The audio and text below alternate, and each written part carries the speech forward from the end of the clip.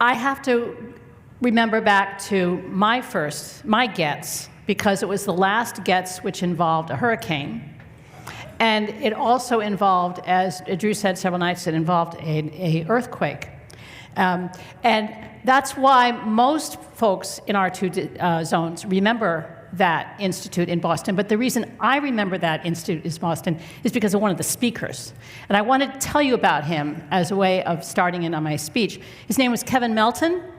He first went to Iraq wearing a US Army uniform. Anybody remember him besides me? Who's there? Yeah, there's some memories in the room. He'd come home, he'd finished his education, he was a Rotary Peace Fellow, and he had gone back to Iraq, and he had been working teaching former child soldiers vocational skills. And he was on home leave or something when he was speaking to us. And I thought, well, you know, that's an interesting way to spend a couple of years teaching former child soldiers vocational skills. And then he said, it's one thing to teach a damaged child that he shouldn't use an AK-47. But he said, if an AK-47 is all he has, and if he's hungry, that's what he's going to use. And I suddenly realized with every bone in my body that of course we want our political leaders doing peace talks, but that if people on the ground don't feel relatively safe, if they're not relatively well fed, and if they don't have a relatively good belief that their children are going to live better lives, then all the peace conferences in the world aren't going to do any good. And I suddenly realized that the real work of peace is seemingly inconsequential things, like building a water well, or digging a water well, or giving a child a book and helping him or her read it, or teaching a child soldier vocational skills. Always anonymous, sometimes dangerous, but that's what peace is all about. And so that's what I want to talk to you about today. We'll talk a little bit about Rotary's history of work in peace, just a little bit to set it in perspective, and then move on to the Rotary Peace Centers, which are my hot button passion in Rotary. And you know, it's been a long week, it's been a great week, it's been a hard week, it's been a lot of listening and a lot of discussing and a lot of learning. Sit back, relax, okay? Maybe you'll learn something, I suspect you will, but my point is that just my goal for this morning is that we all leave here just a little bit prouder to be Rotarians and be part of this great organization, an organization that has a program such as the Rotary Peace Centers. So I have to start with a Halifax Rotarian. Who here is from Nova Scotia? Okay, well, it turns out that Paul Harris did not think about international when he invented Rotary. And it wasn't until there'd been a world war and a Rotarian named Donald McRae from Halifax happened to be chair of the bylaws committee. Never underestimate the chair of the bylaws committee. And this guy was one of these, you know, he had this crazy idea that Rotary should be doing international work. And so finally in 1921, at the International Convention that year held in Edinburgh, Donald McRae pushed through what we now call the Fourth Avenue Service, which is the first time that the word international was in our governing documents. And that is why, ladies and gentlemen, our two zones every year have a Donald McRae Peace Award. It's because of Don McRae, Halifax Rotarian, who brought international into Rotary. Okay? Now, in the first few years, the whole idea of international had to do with scholarships. Young men from Germany, they were all men in those days, would be sent to do postgrad work in England and France and vice versa. The idea was if we knew each other better, we wouldn't have world wars. That didn't work. And the world was again at war by 1939. Now, a lot of us know about the end of the war, but very few of us know that in 1942, at a time when my husband, who lived through it, liked to point out to me that it was not at all clear which side would win. In 1942, Rotarians who were refugees and who'd washed up in London got together and had a conference to discuss what the world should look like at the end of the war. And that conference turned into the beginnings of UNESCO. Then in 1945, when delegates met in San Francisco to talk about founding the UN, again, it's a fairly well-known fact that San Francisco Rotarians served as staff. And the way it was explained to me is that, you know, there was no people around. There were these delegates. There was Eleanor Roosevelt. There were all these world leaders, but there wasn't anybody to do the nitty-gritty work, the research. And so the San Francisco Rotarians were voluntold for this job, and they showed up and they did that. And for one really cool example of this is that the delegates wanted to come up with a Declaration of Human Rights. Well, where do you start? Well, it happened that in 1940, the Rotary Convention, the International Convention, held that year in Havana, Cuba, of all crazy places. The 1940 Rotarian Convention had put together a Declaration of Human Rights. And so what I'm telling you is that the Rotary Declaration of Human Rights was the first draft of what we now know as the UN Declaration on Human Rights. How cool is that? How cool is that? Now, of course, the biggest peace effort that we have is Polio Plus. We think of it as a disease prevention program, and it is that, but don't lose sight of the fact that it is definitely peace. That is why the bad guys have our healthcare workers in their sights, right? And so that's, and also we often talk about the number of kids that are immunized. We talk less often about what we've been building with the Polio Plus infrastructure, and the fact that the infrastructure itself has been absolutely integral in warding off Ebola. It's been working with COVID, and it's been a very important legacy from the whole polio program. My favorite peace program, other than the peace centers, are the Days of Tranquility. The first one happened in 1985 in El Salvador. Basically, both sides of the Civil War agreed to put down their arms for long enough for the immunizers to come through. And then after they took care of the kids, then the war started again. And it's been repeated around the world in every continent, in every decade since, including in Afghanistan. And it really points out the fact that Rotary is able to talk to both sides of a civil conflict. And in fact, even in Afghanistan, we were working with the government before it fell, and we've been working with the Taliban since. So I was talking to Mike McGovern about this. He's very phlegmatic, you know, who work with the Taliban, no problem. So Rotary really has this ability to be able to do this. And that takes us up to the mid-90s. And Rajendra Saboo, past president, RI President Rajendra Saboo, was chair of the trustees, and I guess he had a free day at the office in Evanston. He took a walk, and he ended up on Northwestern campus, and he looked up at the Kellogg School of Management sign, and he said, if a cereal company can have a management school, why can't Rotary have a peace school? Well, yeah. Well, in a decade, Rotary had 6 peace schools. You may have seen this map or a version of it, and usually when this map is shown, the stress is on those areas that are shown in gold.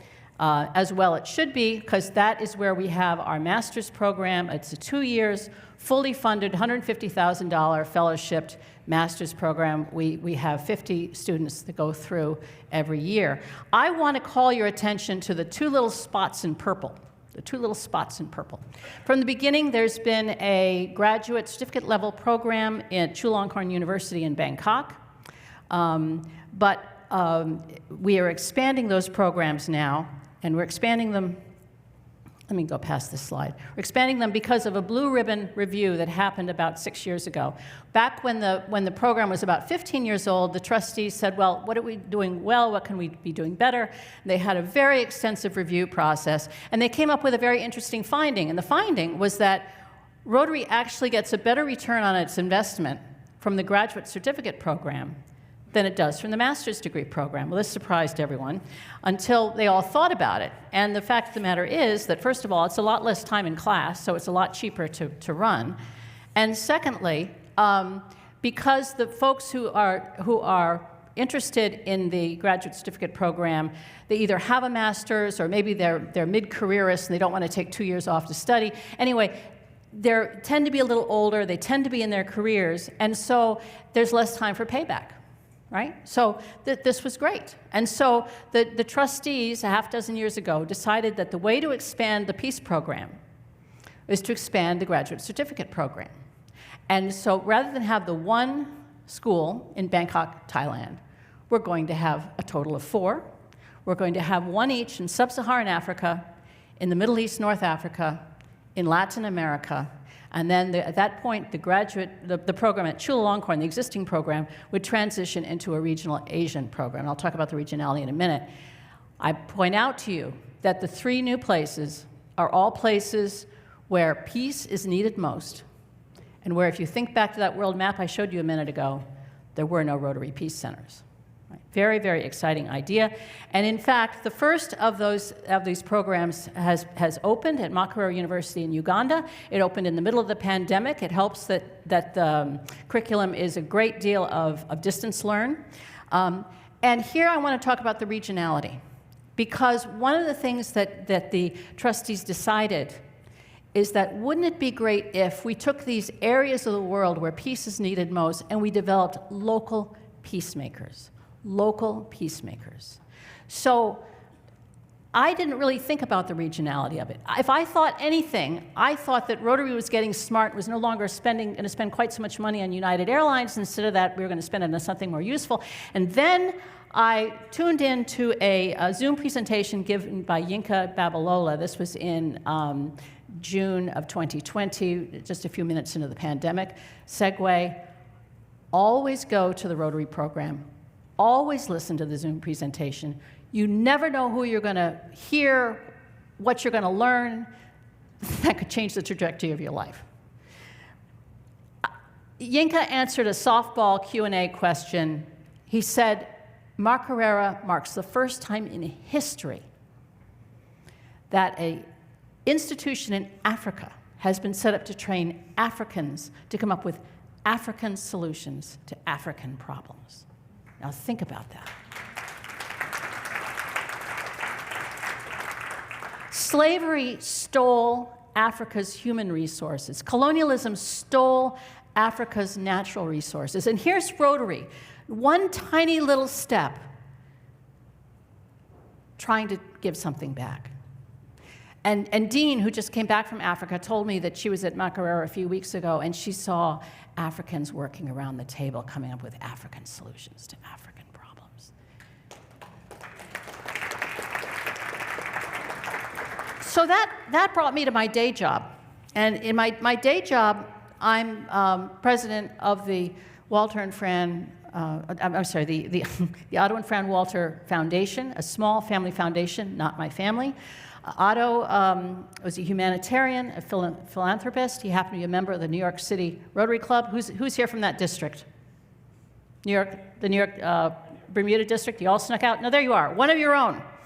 Otto was a philanthropist during his lifetime, and on his death, he left his estate to as I say, a nonprofit foundation, and he left my husband and my extension, me, in charge of his legacy, which is about the highest honor that any human being can give another. And as it happened, we were sort of looking for an exit strategy. And so I got to thinking, and I got to talking to the board members, and then I expanded my discussions to Rotarians whose opinions I trust. And the result was that in February of 2021, the Rotary Foundation made an announcement. You may remember it. The announcement was that the Otto and Fran Walter Foundation was giving a $15.5 million gift to fund a new peace center in the Middle East, North Africa region.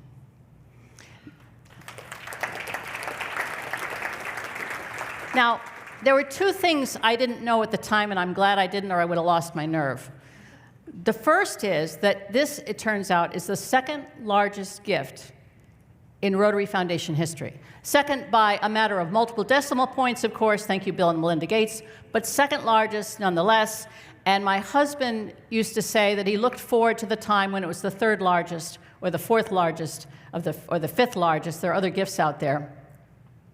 The other thing that I didn't know is that it was the first time in history that the trustees agreed to name a program after the donor. It is not, after all, it is not the Bill Gates immunization program. However, that seemed to us highly reasonable because this is the gift of, it is a result of Otto Walter. It never would have happened without his life work. And because when the money is fully paid out, that will be it. We will have expended the foundation, we will sunset ourselves, I'll have to get a real job, but more to the point, this will be Otto's legacy. This is Otto's legacy. So it seemed to us very, very appropriate. And so what's happened in the 18 or so months since that announcement was made? Well, this is Rotary. We formed a work group. By the way, there's a difference in Rotary between a committee and a work group. See me afterwards, I'll explain it to you. We formed a work group. The work group has a pretty high-powered group of people in it, and then there's me. And we came up with site selection criteria.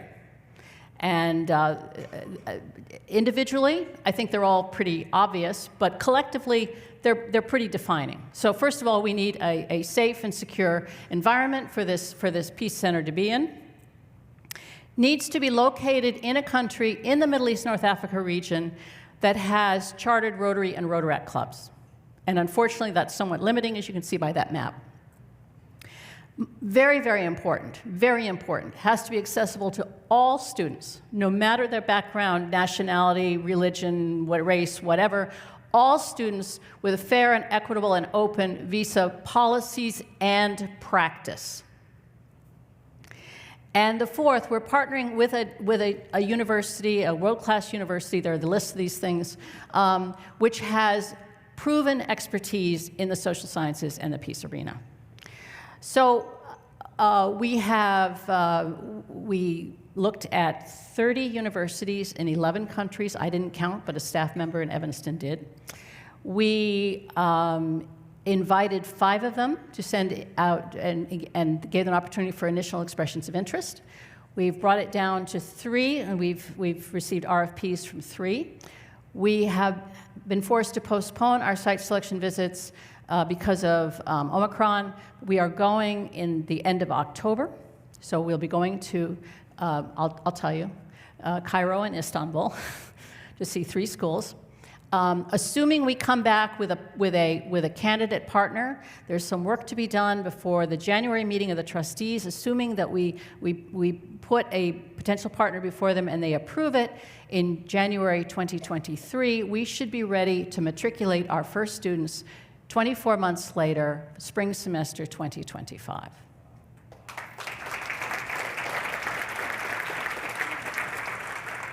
Now, who will those students be? As district governors, this may be of interest to you because there may be one hiding in your district. The most important criteria is that they need to have, for the master's, 3 years work experience in peace-related field. For the graduate certificate program, 5 years. Now, Rotary doesn't care if that work experience is paid or unpaid. Rotary doesn't care if it's full-time equivalent, so if it's part-time work, it needs to be more of it. And it has to be in a peace-related field. For the graduate certificate program, it has to be in the geographic area of interest. So for Makerere, maybe I'm a Kenyan and I've been doing work in my own backyard. Maybe I'm an American, I went over to Africa on the Peace Corps and I stayed to do something else, right? In the first class at Makerere, 70% of the cohort was from Africa, 30% was from the rest of the world. That was not predefined, that's just the way it worked out. And when I heard that statistic, I thought, that statistic is about right. That's about what we want. So we want a predominant number of people from the area and the rest people who are global citizens but who are interested in that part of the world. So that's who they are. Moreover, I should tell you that we get a lot of applications these days. In fact, in the past half-dozen years, the number of master's candidates has doubled. So if you are from a district that has had a master's degree candidate accepted in the last year or two, and I know we have some of those in this room, just know that your candidate who is accepted is one out of less than 12 students who are accepted. Over 600 applications for 50 slots. I don't know what it is for Harvard, but this is really a top drawer operation, and as it should be, again, because it's a very lucrative situation. For the graduate certificate program, it's not quite that hard to get into because it's growing and the number of applications isn't growing as fast. If we're in 5 years, I'm sure it will have picked up, but right now it's a little easier. So also, how do you apply? Well, as district governor-elects, you'll be delighted to know that there is no cost in DDF or cash to the district or the club that puts forth a student. There are no geographic requirements. So if you find your student while you are on a service trip somewhere halfway around the world, your district can indeed bring forth that student, okay? However, I said that there is no cost to your district, but there's plenty of cost. The program costs about $5 million per annum for Rotary to run. Ingrid will tell you about being a peace builder district. There are ways that we ask districts and clubs to support the program, and that's wonderful. We also, what we have is a fund within the World Fund, and it's reached $185 million in cash and expectancies. There is a separate committee in the Rotary Foundation that works to support the Peace Centers. I've had the honor to be chair of that committee and help raise this money. So yes, it's free to the student. No, it is not without its expenses. Now, I threw in this slide. I don't think it will surprise anybody in this room that fully a quarter of the students end up working for NGOs, and that we've got government workers and UN and so forth. The reason I put it in, and the number that excites me the most about this chart, is way up there in the 10 o'clock position, that 5% of our graduates are working in law enforcement and military. What I'm saying to you is that about 10 years before somebody invented the term Black Lives Matter, Rotary was working on the issue. Rotary was working on the issue. And some of you from the Philly area may have heard D.F. Pace speak. He's a Peace Fellow from the Chula program, Chula Longhorn program, and he's a Rotarian and a police lieutenant. So we are indeed working the program. Now, I started with a story about what happened in my gets. I want to end by introducing you to Dr. Dilshad Othman. I met Dr. Dilshad when he was in 2015, when he was defending his master's thesis at University of North Carolina. And he is a a medical doctor who went back to get his master's in peace. And he did his master's thesis on how you keep patients and health professionals alive after the incident, before you get them to the hospital. This was back at a time when the bad guys would be blowing up a roadside bomb, all the first responders would come rushing in, and 25 minutes later there'd be a second roadside bomb. Well, with a topic like that, I had to talk with him, so at lunch break or whatever, I went up to him and we got into a conversation, and I said something about his scholarship, and he interrupted me, and he was brusque, and he said, "It's not a scholarship. It's a fellowship."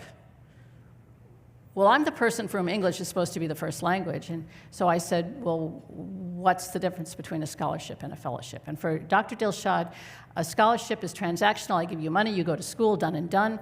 A fellowship is a relationship, and his point was that he was so beholden to Rotary for giving him the opportunity for the studies that he had done that he was going to try his entire life but would never be able to repay the debt. Well, Dr. Dilshad is doing medevac work, helicopter medevac work in South Sudan. I think he's repaying that debt. But I bring this up because one of the questions I'm often asked is what percentage of Peace Fellows become Rotarians? I just showed you a picture of D.F. Pace, who's become a Rotarian. The answer is about 7%, and there's not anybody in this room who wouldn't prefer it to be 70%, right?